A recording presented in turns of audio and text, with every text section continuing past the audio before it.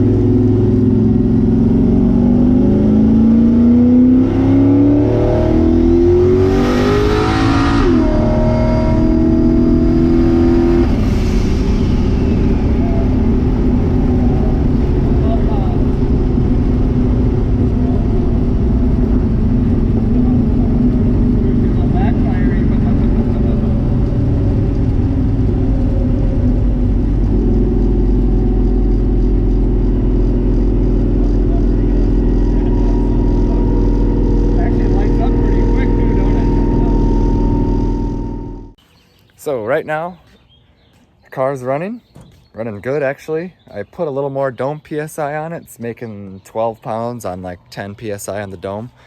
But we did get the bumper and the hood on, and it actually looks pretty freaking sweet, I think. See turbo just peeking through right there. I love that thing. And then I actually fixed the throttle cable so it clears a little nicer now. So then I just had to trim a little bit more of the hood out right here, but we're rolling. It looks pretty sweet like that too. So far we're working on the tune, and I'll do my best to show this, but we set up some advanced tables because it's struggling to get on the chip. So this one is for timing offset, or if this is the rev limiter offset, so like a 3-step kind of deal. So it's adding 2 RPMs till it gets to desired amount of boost. And then here is the timing, so it's going to add 4 degrees to get it up on the chip, and then it's going to pull it all out to make boost. So we've tried it a couple times, still working the numbers out, but hopefully it'll pop off. It's trying, it's making like 4, but it needs more than that to go fast. So we'll give it a shot here in a minute.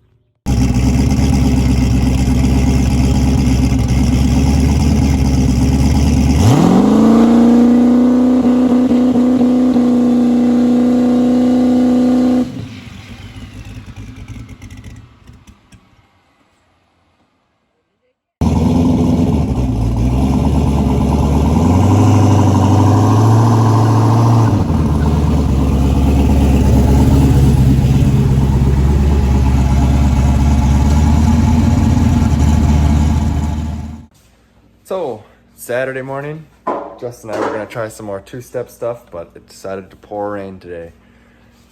But yesterday, we did a little messing around with the cooling system, and it still appeared that we had some air in it, and we got some out, went for a drive, and it did better, but it was not perfect yet. And then you can still hear the tank gulp when you shut the water pump off. So right now, what we're doing is we took the return line off here, and we're filling it through here, forcing it all through the return side into the block, and then pushing everything that's in the feed line going to the motor out, because it seems like that's where our air pocket is.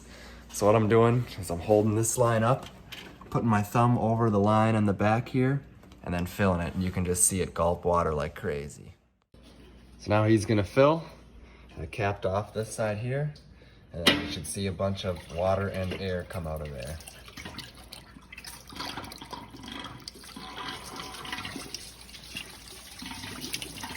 You can see a lot of bubbles in there. We should have got some of it out already.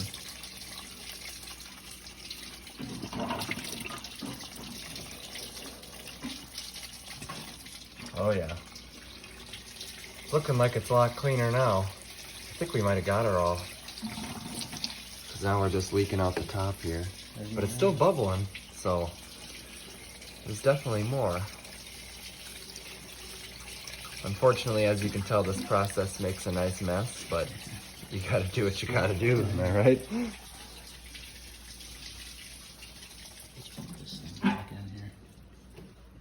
Not too shabby. All right, so huge shout out to my friend Jeremy. He runs his own auto mechanic shop and he let us use this little smoker here. So what we're doing is we're plumbing this into the intake, and then we are going to fill it with smoke and make sure that we don't have any vacuum leaks, just to assure this idle thing because it's kind of stumping us.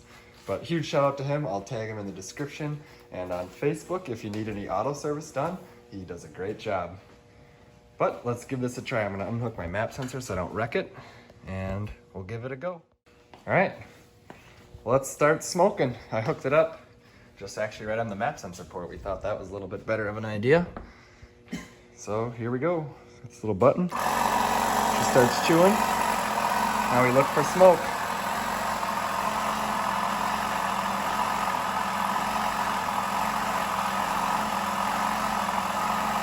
Is it even making smoke? Oh, there's coming out of here, yep. It's flowing out of the IAC port like a son of a gun. Oh, right here. There's a bunch right here too. So we're seeing some smoke. It looks like it's almost coming out of the fuel rail. Yeah. Out of here too. Yeah, definitely coming out of the fuel rail.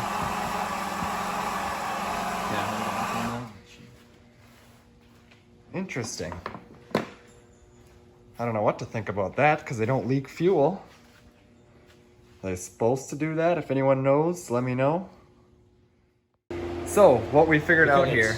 Just in the intake. There is a bolt hole way back up under there. You can't really see it. If you put the camera right there, you might be able to get If I go like this, there, you can kind of see it. Let me focus and zoom. That right there is a bolt hole that goes directly to the intake. And that's why it's pouring out on all four corners. So, problemo solved. Big ass vacuum leak. Maybe it'll make boost a little easier now. Let's fix that shit up and see what happens. So we just re-smoked to check for leaks again. And I just did this just for the fun of it. And every time you spin the turbo, she puffs a whole bunch of smoke out. It's kind of sweet. Makes sense, obviously, but didn't really expect it. On the good side, we have no vacuum leaks. Everything looks mint. So back together it goes and try some more stuff.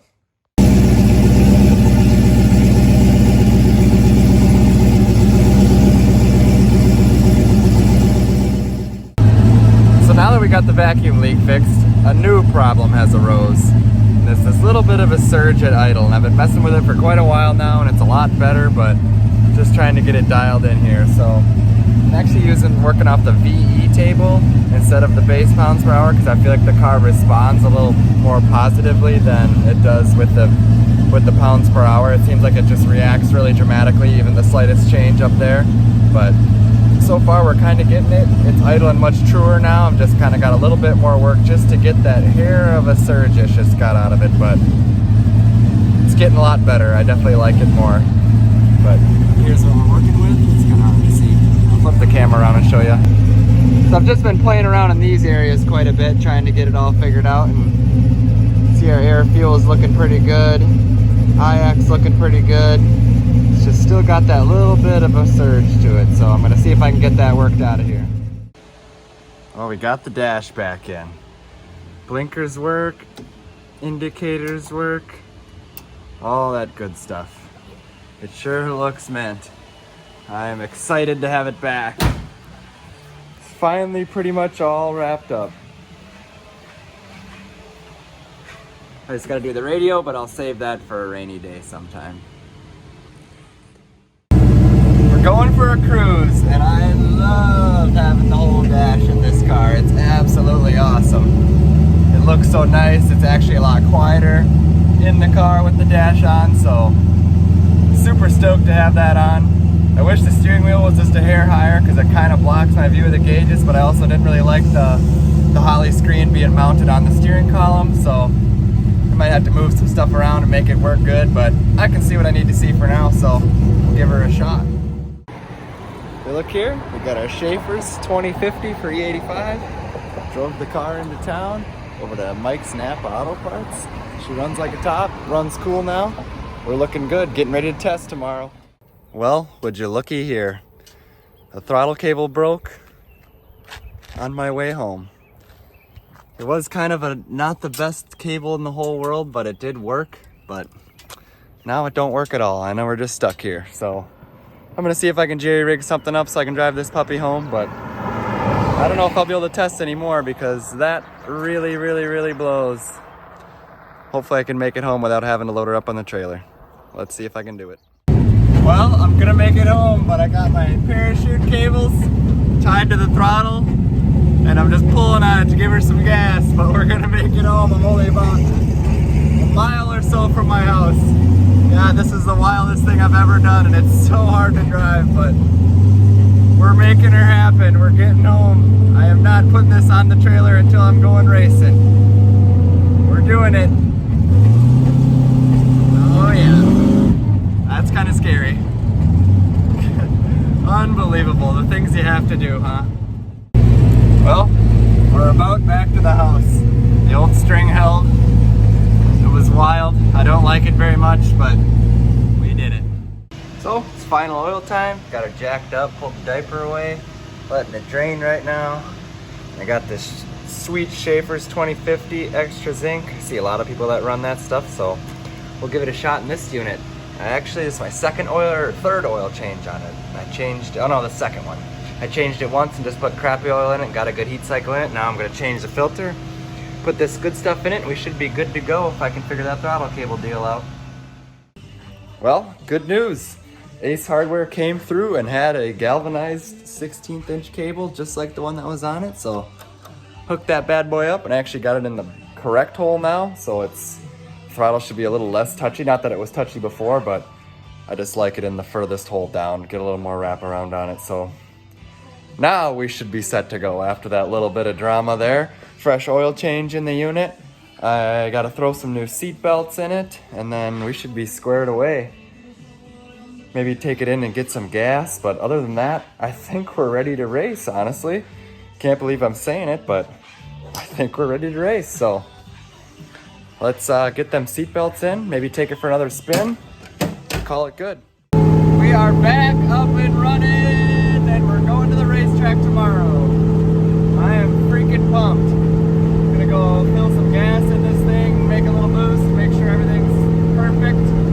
Then Dad and I are gonna put it on the trailer and put it in the garage, and we should be squared away and ready to go. So excited. Hopefully this thing works good. I'm gonna bring enough tools in case I gotta do a bar change, but we'll find out. Let's do it. Well, we're on the trailer. Car ran pretty good. Got caught in some fair traffic. The fair's in town. Sat there and idled for 15 minutes, didn't even get hot.